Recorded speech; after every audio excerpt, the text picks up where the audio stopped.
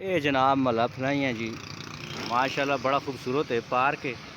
Park ने नाल हो ये स्कूल है, ते दरम्यान में जड़ा ना गंद जड़ा पे है, यानी कि ये ड्रम जड़े ना ये खाली न, ठीक है। ड्रमा ने अंदर का गंद होवे ना तो फुन नहीं फैलना इतना।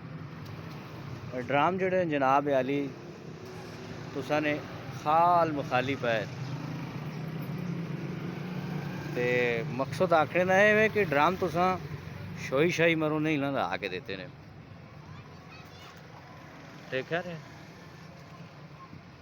और ये भी कार्टून, यानी कि जितनी महल्ले की आबादी या जितनी थी गंदगी पैनी उस हिसाब नाल कार्टून या तो ज़्यादा होन। और फिर ये एरिया भी ऐसा है कि नाल ही इसने स्कूल है, इन्होंने जड़ा एरिया वो भी थोड़ा जिहा तब्दील अगर किया जाए तो ज़्यादा बेहतर हो सी।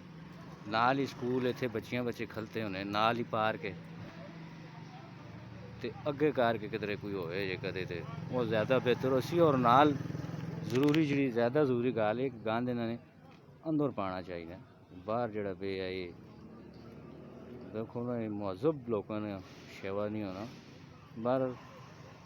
यूँ वेस्ट मैनेजमेंट प्लस जी असनी आवाम है इतनी मिल जुल के इस निज़ाम चलाना ने।